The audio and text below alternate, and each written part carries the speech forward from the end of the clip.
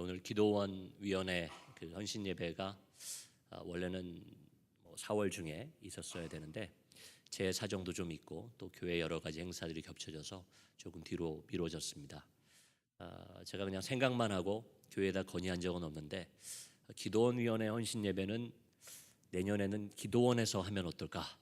또 그런 생각도 해봤어요. 수요일 날 밤에 오셔서 1박 2일로 그렇게 한번 진행해 보면 어떨까? 표정을 보니까 별로 반기신 것 같지 않아서 저 혼자만의 상상으로 그쳐야 될 것 같습니다. 기도원위원회 헌신 예배를 준비하면서 특성도 준비하고 또 우리 순서 맡으신 분들이 미리미리 기도로 잘 준비해 주셔서 참 감사했는데요. 저도 말씀을 준비하면서 고민을 했습니다. 기도원을 맡고 있다 뿐이지 제가 사실 기도 전문가는 아닙니다. 그런데 기도원에 있다 보면 많은 사람들이 저에게 기도에 관해서 질문하시는 경우들이 있어요. 기도 부탁도 물론 하시지만 목사님 기도는 왜 하는 겁니까? 예를 들자면 이런 질문입니다. 여러분 기도를 우리가 하지 않는다고 해서 하나님이 우리의 필요를 모르실까요? 우리가 하나님의 자녀가 되었는데요. 여러분이 기도하지 않는다고 육신의 부모는 조금 모를 수 있어요. 육신의 부모는 그래도 웬만한 거 아이들의 필요를 다 알고 계시지만 그러나 나이가 들어가고 또 사춘기 지나고 장년이 되면 말하지 않으면 우리 자녀들의 고민도 또 소원도 목표도 모를 수 있습니다. 그러나 우리 하나님 아버지는 우리 인간의 중심을 다 보시는 분이시잖아요. 우리가 기도하지 않는다고 우리가 뭘 간절히 원하는지, 우리의 문제가 뭔지, 우리의 마음의 소원이 무엇인지 하나님이 모르시겠습니까? 기도원에 있으면 이런 질문 받는 겁니다. 오셔가지고 그런데 왜 우리가 기도원에 와서 기도해야 됩니까? 이렇게 물어보시는 분들이 계세요. 또한 오늘 제가 붙인 제목처럼 우리가 기도를 하긴 하는데 교회에서도 하고 가정에서도 하고 아무리 날라리 신자라고 얘기해도 또 식사 기도 우리가 하지 않습니까? 기도를 하는데 그 기도의 능력은 무엇입니까? 기도를 했을 때 어떤 것이 능력입니까? 응답받는 것이 능력입니까? 그런데 기도를 하고도 우리가 응답을 받지 못하는 경우도 있어요. 이때 응답이라는 것은 내가 바라는 것들이 이루어지지 않는 경우가 있습니다. 어떤 사람은 기도했더니 그것이 이루어졌대요. 어떤 사람은 이루어지지 않습니다. 또 어떤 사람은 그 기도의 제목이 이루어지긴 했는데 내 기대보다 한참 뒤에 한참 있다가 이루어지는 경우도 있더라는 거죠. 그러면 이 사람의 기도는 능력이 있고 저 사람의 기도는 능력이 부족하여서 응답받기도 하고 안 받는 것일까요? 어떻게 생각하세요? 답변은 안 하시더라도 한 번쯤은 생각해 보셨을 그런 질문이 아닐까 생각을 해봅니다. 그래서 오늘 짧은 시간이지만 제가 기도원위원회 헌신 예배를 통해서 기도의 능력 여러 가지 이야기할 수 있겠지만 우리가 자칫 잊을 수 있는 또 자칫 오해할 수 있는 그런 부분에 대해서 한번 오늘 본문을 통해서 나눠볼까 합니다. 오늘 저희가 함께 읽은 이 말씀은요, 마가복음 9장 이 말씀 가운데에 제자들의 다툼 이야기가 나와요. 이 제자들이 어디서 다퉜는가 하면 가버나움에 이르러 이렇게 장소 시기가 나오는데 그 앞부분에 보시면 그들이 다투기 전에 어떤 내용들이 있었는지가 나옵니다. 30절에서 32절 말씀 보시면 그곳을 떠나 갈릴리 가운데로 지날새 예수께서 아무에게도 알리고자 아니하시니 이는 제자들을 가르치시며 또 인자가 사람들의 손에 넘겨져 죽임을 당하고 죽은 지 3일 만에 살아나리라는 것을 말씀하셨기 때문이더라. 주님이 무슨 얘기를 하셨다고요? 내가 이제 십자가에 달려 죽을 거고 3일 만에 부활할 거다. 제자들은 그 이야기를 듣고 심각하게 생각 안 했어요. 심각하게 생각 안 한 것은 주님을 무시해서라기보다는 그들의 기대와 바램과는 엉뚱한 이야기, 다른 이야기를 주님께서 하셨기 때문이죠. 우리가 듣고자 하는 말이 아니면 듣고도 우리가 까먹는 경우가 있어요. 관심이 있는 이야기는 스쳐 지나가다가 모르는 사람들이 나누는 이야기도 내 귀에 들어옵니다. 저는 직업이라고 얘기하면 좀 그렇습니다만 하여튼 직업이 목사인지라 누가 옆에서 이야기하는 사람들이 교회 얘기가 나오거나 식당에 들어갔는데 집사님 이런 호칭이 들리면 귀가 커져요. 야, 저분들은 어느 교회 분들인가? 저분들은 어떤 얘기를 하실까? 제가 관심이 있는 이야기니까 듣게 되고 또 들으면 잊혀지지 않고 그렇습니다. 제자들은 주님의 죽으심에 대해서 이게 두 번째로 들은 그 시간이었는데 별로 귀담아 듣지 않았어요. 우리 주님 죽으실 리가 있어. 저렇게 능력도 많으시고 따르는 무리도 이렇게 많은데 죽는다는 게 말이 돼? 뭐 죽더라도 일을 다 이루시고 나서 우리들에게 한 자리 다 떼어주고 나서 그 다음에 돌아가시겠지. 어쩌면 그렇게 생각했는지도 모르겠습니다. 그런데 오늘 본문에 보면 그들이 변론하고 다투고 했던 이야기들이 있습니다. 그래서 주님이 물어보시는 거죠. 너희가 무엇을 그렇게 토론했느냐? 뭘 가지고 그렇게 언성을 높이고 심각하게 이야기했느냐 묻습니다. 그러니까 그들이 뭘 가지고 이야기를 했습니까? 누가 크냐라는 거예요.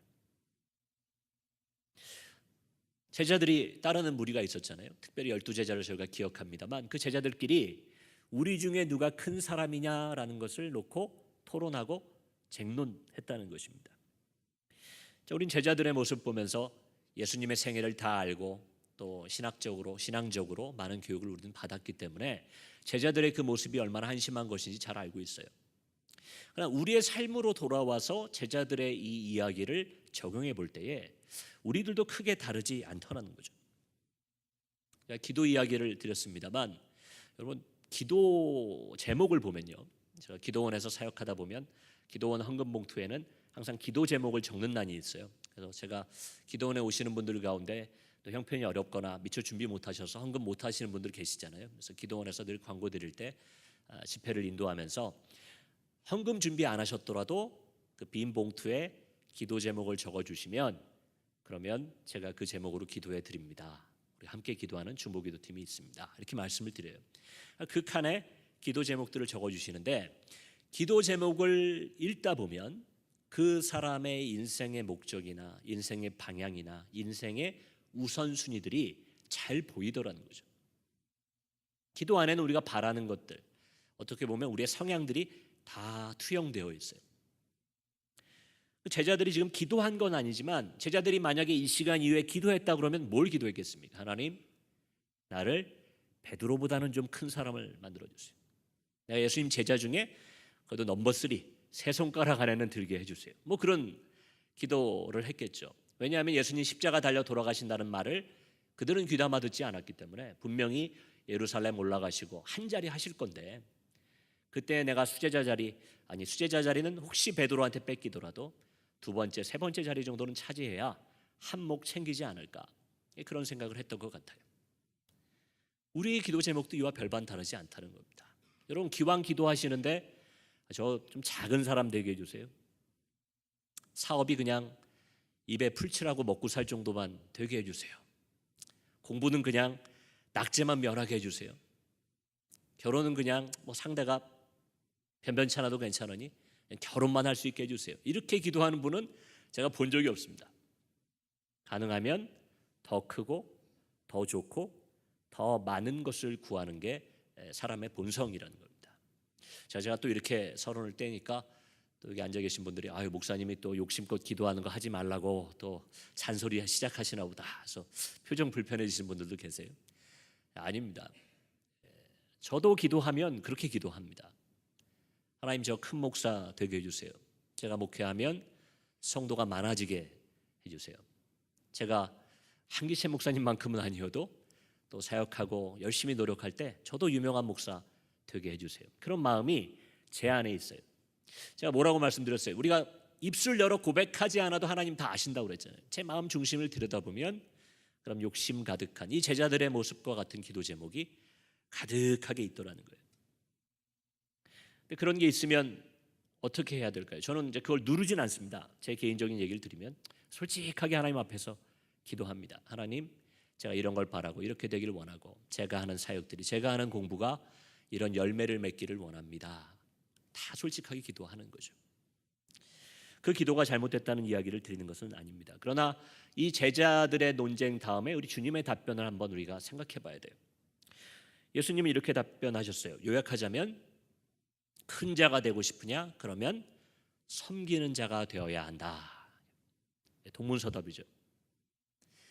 여러분 예전에 한 2000년 전 이 이야기가 이루어지고 있는 이곳 가버나움과 또 2000년 후에 여기 우리 대한민국 서울 이 종로에서 우리가 살고 있는 이때와 크게 달라지지 않은 게 있어요. 그게 뭔가 하면 언제나 작은 자가 큰 자를 섬긴다는 겁니다. 우린 또 유교 문화니까 더 그렇죠. 젊은이들이 어르신들 먼저 좀 섬겨드리는 것이 미덕이에요.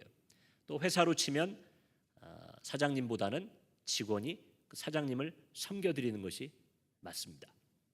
스승과 제자라면 제자가 스승을 섬기는 게 마땅하고요. 그런데 뭐라고 예수님 답변하셨냐면 누가 크냐? 누가 큰 겁니까? 섬기는 자가 크다. 앞뒤가 안 맞는 얘기죠. 우리의 기도가, 우리의 바람이 만약 예수님의 이러한 응답에 부딪혔다고 한다면 굉장히 당혹스러울 것 같아요. 제 경우로 말씀을 드릴게요. 하나님, 저는 큰 목사가 되고 싶습니다. 큰 교회 목회하고 싶습니다. 기도했더니 하나님이 가장 작은 교회 목회하는 것이 큰 목사다. 이렇게 응답을 받으면 제 마음이 어떻겠어요? 지금도 작은 교회 목회하는데 제가 크다는 얘기입니까?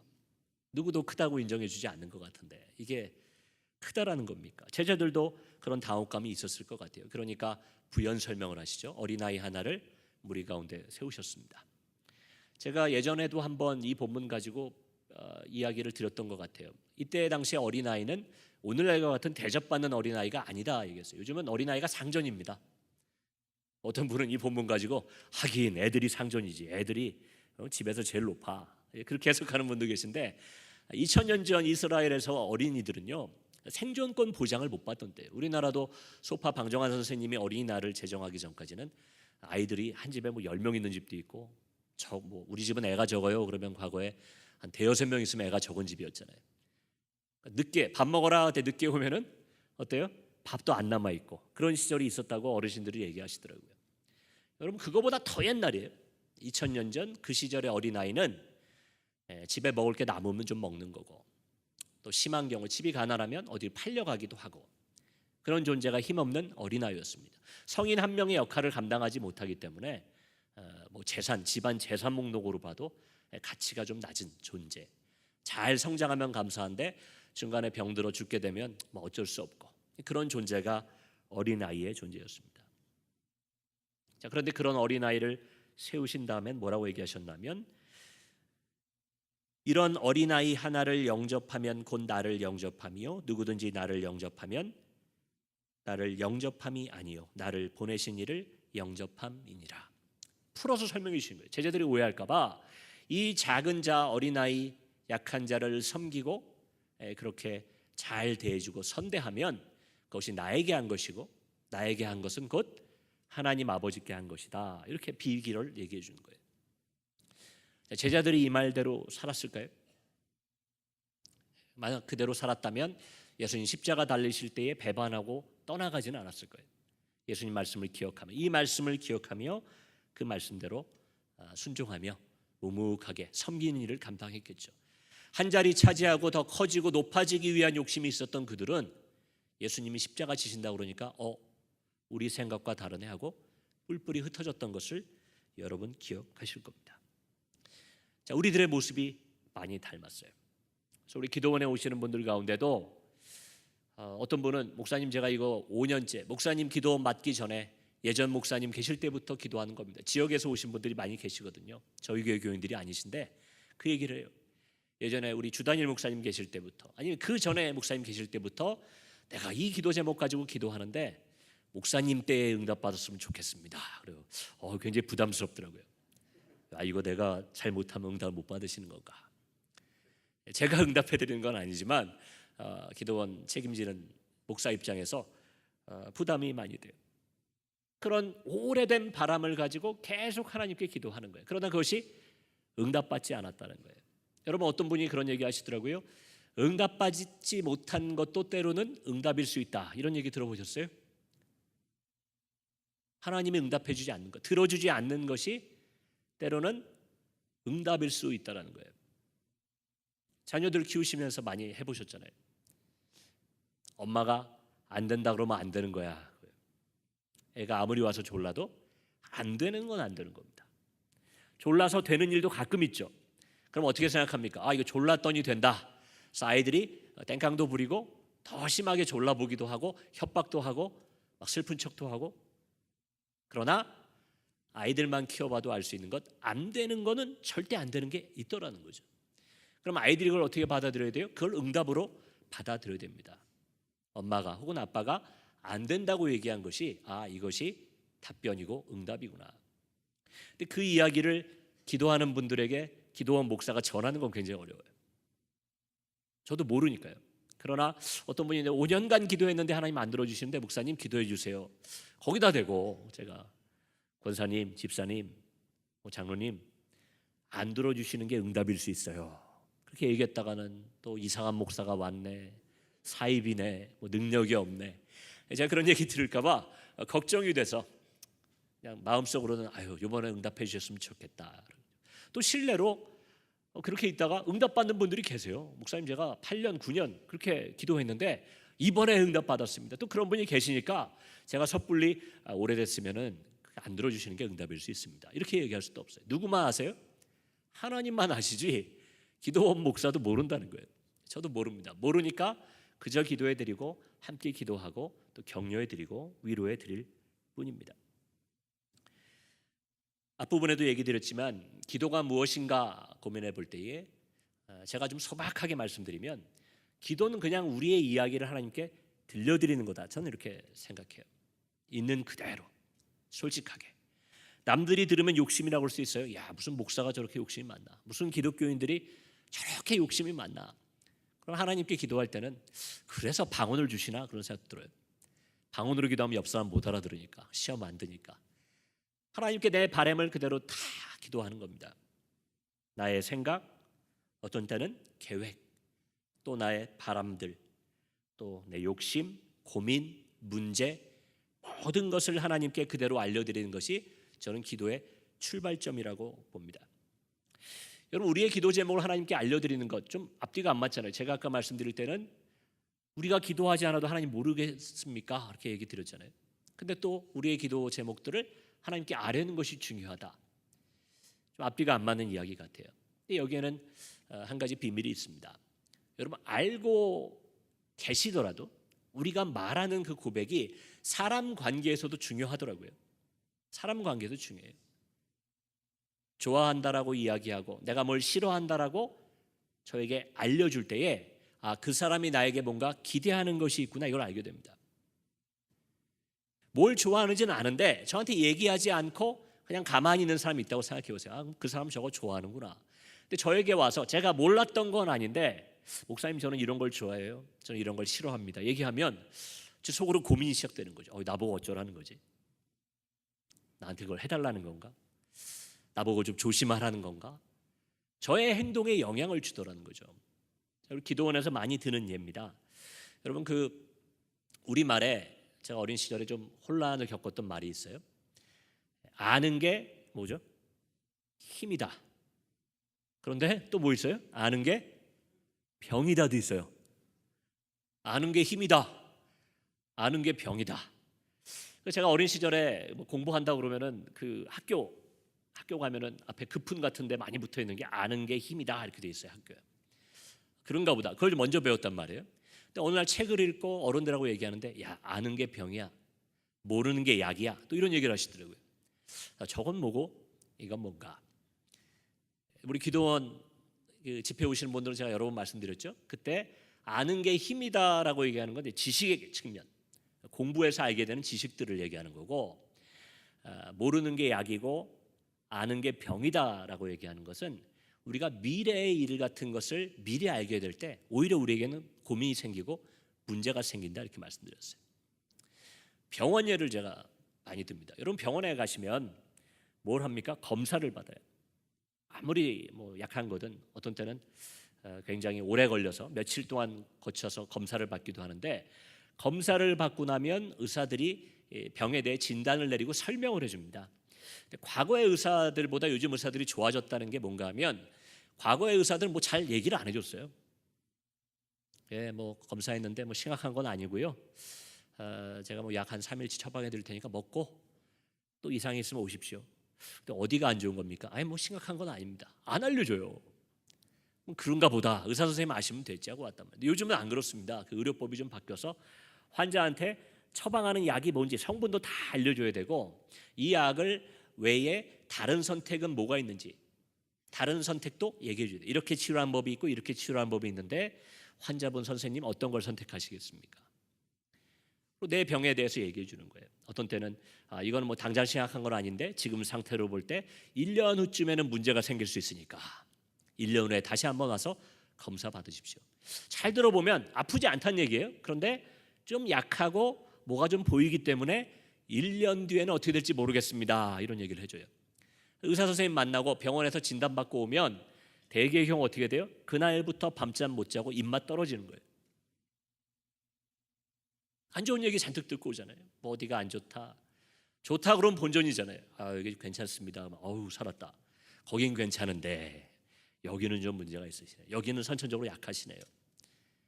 그런 얘기를 잔뜩 듣고 온 거예요. 그러면 이렇게 반문할 수 있죠. 아니 가서 좋은 얘기도 못 듣고 괜히 갔다가 와서 마음의 병을 얻는 것 같은데 고민만 생기고 낙심되고 그 병원 가서 그런 얘기 왜 듣고 오나? 병원에 왜 가는 겁니까? 내가 그 병의 원인이 뭔지, 병의 이름이 뭔지, 앞으로 어떻게 돼야 되는지 제가 아는 게 중요한 게 아니에요. 제 몸이지만 그걸 누가 아는 게 중요한 겁니까? 의사 선생님이 알게 되었다는 게 우리에게 희망이 생기는 거예요. 내가 아픈 걸 내가 아무리 잘 알아봐야 저는 의사가 아니기 때문에 고민밖에 할 게 없어요. 그런데 의사 선생님이 저의 병을, 저의 체질을, 저의 상태를 알고 있다라는 게 우리를 안심시켜 준다는 거예요. 뭔가 해주시겠지. 물론 의사 선생님을 하나님께 비할 바는 아닙니다. 의사도 실수할 수 있고 의사도 모르는 게 있고 못 고치는 게 있더라고요. 그러나 그 원리는 비슷한 것 같아요. 우리가 기도하는 것은 우리 기도 제목을 하나님께 다 아뢰고 하나님 내가 이걸 정말 간절하게 원합니다. 하나님 저 정말 이 상태에서 벗어나고 싶습니다. 이것 때문에 죽을 정도로 힘이 듭니다. 그 상태를 하나님께 다 보이고 이야기 드린 다음에 그러니까 솔직해야 되잖아요. 의사한테 가서 거짓말하는 것처럼 미련한 게 없습니다. 어떤 분은 그런 얘기하세요. 나는 내 몸이 아픈 거를 얘기하는 게 자존심이 상해서 가족들한테도 아프다는 내색을 해본 적이 없습니다. 근데 여러분 그런 분도 의사 앞에 가서는 어떻게 해야 돼요? 어디 아픈지 솔직하게 얘기해야 됩니다. 옆구리가 너무 아파서 갔는데 의사 선생님이 얼마나 아프세요? 뭐 그냥 견딜만 합니다. 이렇게 얘기하면 의사 선생님이 심각하게 생각을 안 할 거 아니에요. 솔직하게 기도하는 것이 그게 중요합니다. 내가 얼마나 아픈지. 여러분 기도할 때의 우리의 문제나 상황은 상대적입니다. 남의 기도 제목을 우리가 평가하는 게 좀 위험해요. 그래서 뭐 저만한 문제 가지고 저렇게 하나님 귀찮게 하나? 뭐 그런 문제 없는 사람이 어디 있나? 근데 여러분 당하는 고통이나 어려움들은 상대적인 겁니다. 나에게는 그게 제일 힘든 문제일 수 있어요. 저 사람에게는 별거 아닌 문제가 나에겐 제일 힘들 수 있고 반대로 나한테는 그냥 스쳐 지내보낼 수 있는 일이 어떤 사람에게는 죽을 것처럼 힘든 일일 수도 있다라는 거죠. 근데 그걸 모든 사람들이 남의 고통과 남의 문제와 남의 소원을 이해할 수는 없지만 하나님은 그것을 그대로 이해하고 봐주신다는 거죠. 그걸 하나님께 다 내어 맡기는 게 중요합니다. 저는 기도의 응답이 우리의 모든 문제를, 모든 소원을 하나님께 솔직하게 아뢰는 그 순간부터 시작된다 이렇게 생각해요. 응답은 시작된 거예요. 하나님이 알고 계시니까요. 하나님이 모르면 응답이 어떻게 올지 모르는 거예요. 근데 하나님이 알고 계시다. 거기서부터 응답은 시작됩니다. 앞에서 드렸던 질문에 대한 답변이 될 것 같아요. 기도 응답은 우리의 뜻이 얼마나 이루어졌는가로 판단하는 것이 아닙니다.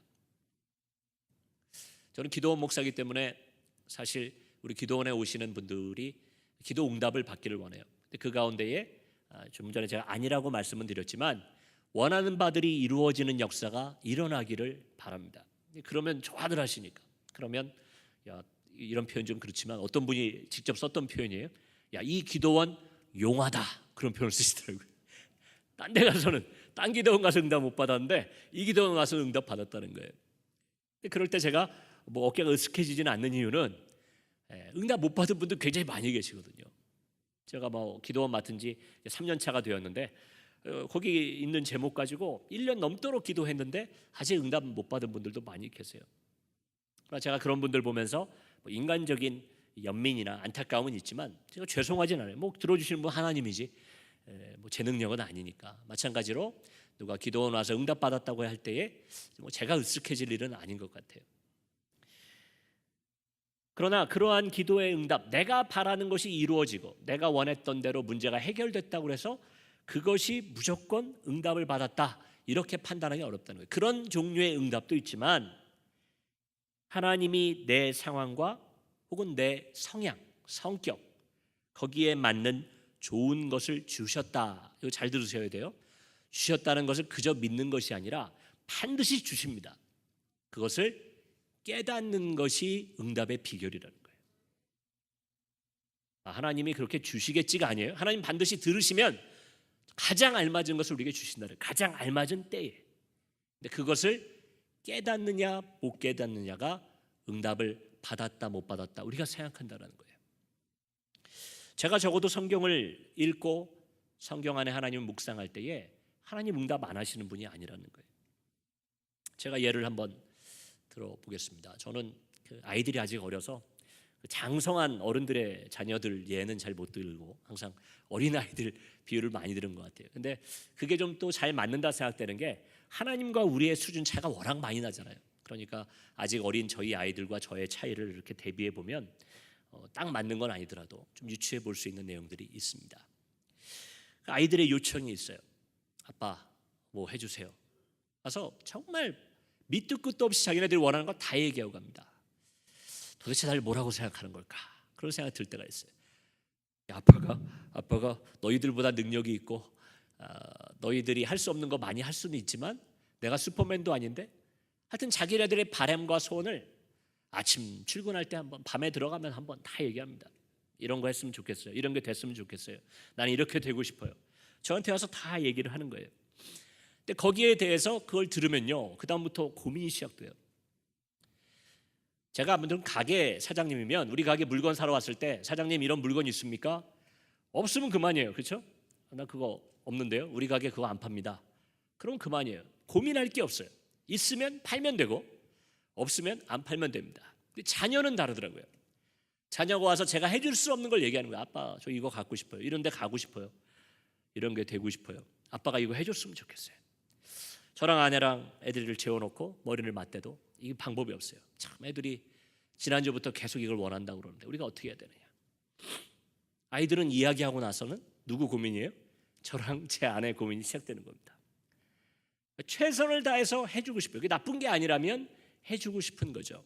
근데 우리는 하나님이 아니어서 못하는 게 있어요.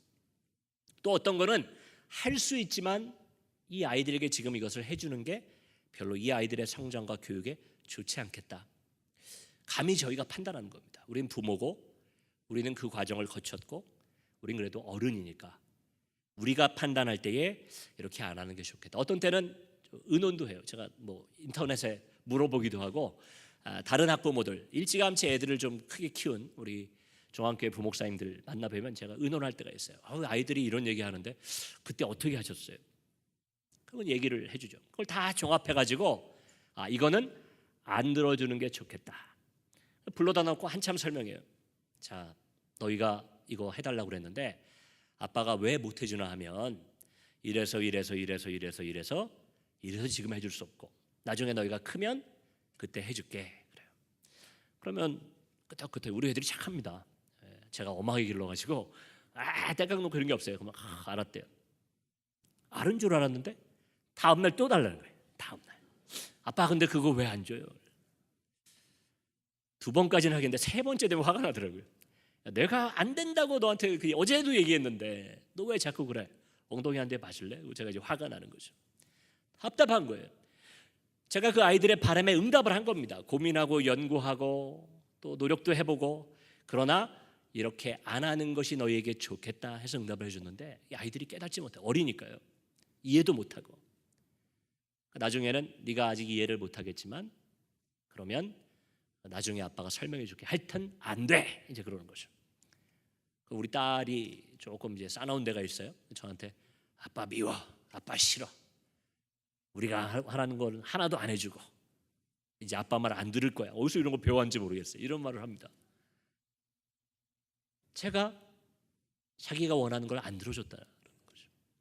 근데 제 입장에서는 들어준 겁니다. 가장 좋은 걸 준 거예요. 문제는 뭐예요? 제가 안 준 게 아니라 기다리라는 게 아니라 줬는데 깨닫지 못하는 겁니다. 우리 아이들 엄마는, 제 아내는 또 꼭 보상해 주려고 그래요. 뭘 못 해주면 그거 대신에 엄마가 대신 이걸 줄게, 요거 다음에 우리 어디 데려가 줄게, 이렇게 보상을 해줍니다. 그래도 그건 그거고 이거 안 들어줬기 때문에 또 그거 계속 해달라는 거예요. 언제까지요? 들어줄 때까지 하는 겁니다. 그러다 이제 엉덩이도 맞고 야단도 맞고. 누가 힘든 거예요? 서로 힘든 겁니다. 여러분, 우리의 기도가 때로는 하나님을 힘들게 하고 우리를 힘들게 할 때가 있어요. 저는 우리 선하신 하나님이 우리가 구하지 않은 것, 제 일상의 경험이 그래요. 제가 많은 걸 하나님께 바라지만, 그러나 저도 인간이기 때문에 미처 구하지 못하는 것이 있어요. 제 인생에 관련된 것도, 저의 사역에 관련된 것도. 그런데 기가 막히게 하나님이, 야, 이게 일이 이렇게 되려고 나한테 이런 걸 배우게 하셨구나, 이런 사람을 만나게 하셨구나, 하나님이 간섭하고 좋은 걸 주는 것을 보게 됩니다. 제가 구하지 않았는데도 하나님 다 아시니까요. 저한테 뭐가 필요할지, 제가 어떤 사람인지. 그런데 하물며 제가 몇 날 며칠 밤새워 기도한 걸 하나님이 안 들으셨겠습니까? 제가 원하는 대로 답이 안 나오고 있다는 것은 뭔가 하나님 응답하셨는데 제가 깨닫지 못하는 건 아닌가, 우리가 그런 생각도 해봐야 된다는 거예요. 쉽게 포기하라는 말씀은 아닙니다. 여러분, 어떤 거는 응답하실 때까지 기도해야 되는 것이 있어요. 때로는 하나님이 성령님을 통해서 오늘 깨닫게 하시는데 이것이 나의 응답이다 말씀하실 때가 있어요. 우리가 고집을 꺾고 그 응답을 받아들여야 할 때가 있습니다. 오늘 본문 속 제자들의 그 요구, 누가 더 크냐라는 것에 대한 주님의 응답은 확고했어요. 섬기는 자가 되라, 더 낮은 자 작은 자가 되라 얘기했습니다. 제자들이 그 응답을 받아들이는 방법은 뭐였을까요? 그래, 내가 더 섬기고 내가 더 낮아지고 내가 더 희생함으로, 그럼 나중에 주님께서 제자들의 발을 씻길 때 이 말이 생각났어야 된다는 거예요. 야, 주님 말씀하신 대로 우리의 발을 씻기시는구나. 주님이 십자가 지실 때 가장 낮고 가장 불쌍하고 치근한 비참한 십자가에 달려 돌아가시고 그때 말씀하신 것처럼 사흘 후에 부활하신다면 그때 그 주님의 능력이 얼마나 큰 것인지 우리가 확인하자, 그런 마음이 돼야 돼요. 꺾이지 않는 고집이 있는 겁니다. 나의 욕심을, 나의 생각을, 나의 바램을 꺾을 수가 없었던 겁니다. 사랑하는 중앙교회 성도 여러분, 기도의 참 능력이 무엇일까요? 기도했더니 목사님 제가 기도하면 이루어집니다. 목사님 제가 기도하면 하나님이 저를 특별히 사랑하셔서 반드시 응답해 주십니다. 제가 원하는 대로 해 주십니다. 여러분, 그것도 참 부러워요. 저는 그런 은사, 기도의 은사 받으신 분들 부럽습니다. 근데 여러분, 그건 기도의 능력이라고 보기 어려운 것 같아요. 말장난 같지만 그것은 무슨 능력입니까? 하나님의 능력이죠. 기도의 능력은 아니에요. 내가 기도하는 거, 원하는 거 얘기했더니 하나님 들어주셨더라. 야, 하나님 능력이 많으시구나. 하나님 나를 사랑하시는구나. 기도의 능력은 무엇인가 하면 상황이 달라지는 것이 아니라, 많이 들으셨죠? 내가 변화되어 가는 거예요. 내 기도가 변화되어 가는 거예요. 저는 기도원에서 그런 것을 많이 목격합니다. 처음에 기도원에 오셔서 기도를 시작하실 때 기도 제목과 제가 그걸 이제 데이터처럼 핸드폰으로 찍어가지고 제 컴퓨터에 관리하는데, 어떤 분은 그 봄에만 오시는 분도 계시고, 어떤 분은 1년 열심히 오셨는데 그 다음 1년에 안 보이는 분도 계시고. 근데 기도원은 목회와는 좀 달라서 안 오신다고 신방 가거나 전화하거나 그런 일은 없습니다. 근데 그분들의 기도가 변해가는 분들이 계세요. 처음에 왔을 때는 뭐 법정 소송 이거 반드시 이겨가지고 하나님 저에게 영광을 허락해 주십시오. 제가 이렇게 해서 우리 남편 회개하고 좀 죄를 깨닫게 해주세요. 막 이런 가시돋친 기도 제목들이 쫙 있었던 분들이 기도가 바뀌어가는 거예요. 하나님, 제가 회개하게 해주세요. 제가 변화되게 해주세요. 제가 양보할 수 있게 해주세요. 하나님 뜻대로 기뻐하는 삶을 살 수 있게 해주세요. 확신 가운데 낙심하지 않고 불안해하지 않고 그렇게 살아갈 수 있게 해주세요. 저는 그러한 제목들을 확인할 때에 기도의 능력을 봅니다. 기도를 통해, 우리가 기도를 다른 말로 하나님과의 대화라고도 표현합니다. 하나님과 대화했으면 하나님 닮아가야죠. 하나님께 배워야죠. 여러분, 그 사람들이 서로 대화하면요 배우게 돼 있습니다. 그래서 예전에 어르신들이 좀 질 좋은 친구, 질 나쁜 친구 사귀지 말고 좋은 친구를 사귀어라. 근데 그 말이 뭔가 했어요. 뭐 친구 만나서 공부하는 것도 아닌데 왜 그러나? 근데 그 사람과 대화하고 교제하면서 배우게 된다는 거죠. 하나님과 대화하는 기도를 많이 한 분이면 그분에게서 어떤 성품이 묻어나야 될까요? 그리스도를 닮은 성품이 묻어나야 됩니다. 주님의 기도가 우리의 기도가 되어야 된다는 겁니다. 사랑하는 우리 성도 여러분, 기도를 많이 하는 것도 중요합니다. 간절하게 하는 것도 중요합니다. 때를 얻든지 못 얻든지 열심을 다해 기도하는 것 중요합니다. 더 중요한 것이 있다면 우리가 기도의 참 능력이 무엇인지를 깨달아 알아 기도 생활을 통해서, 기도의 습관을 통해서 나는 기도 생활을 하기 전보다 지금 얼마나 더 하나님 뜻을 따르는 삶을 살고 있나, 얼마나 더 주님의 그리스도의 향기를 풍기는 삶을 살고 있나, 우리가 돌아볼 필요가 있지는 않나 생각을 해봅니다. 기도원에 오셔서 기도하실 때나 또 교회 새벽 기도나 여러 가지 기회를 얻어 기도하실 때에 여러분 우리의 기도를 한번 들여다보고 하나님 앞에 드리는 나의 기도가 어떠한 내용이며 또 그것이 어떻게 응답받고 있는지, 어떻게 응답받아 왔는지 받은 복을 세어보시고 하나님의 사랑을 확인하실 때에 우리의 기도의 능력을 받는 기도의 사람들이 되실 수 있다고 믿고 또 그렇게 살아가기를 주님의 이름으로 축원합니다. 우리 이 시간에는 몇 가지 제목을 놓고 합심하여 기도하기 원합니다. 첫 번째로 오늘 기도원위원회 헌신 예배로도 드렸습니다만 우리 기도의 능력을 달라고 기도했으면 좋겠습니다. 기도를 통해서 우리가 먼저 변화되고 또 우리가 능력 있는 기도를 함으로 우리의 기도를 통하여 하나님 이 나라와 또 여러 가지 우리 주변의 이웃들을 세우고 살리고 변화시키는 역사를 일으켜 달라고 기도의 능력 구하시면서 기도하실 때에 우리 주여 한번 크게 부르짖고 합심하여 기도하며 나가겠습니다. 주여!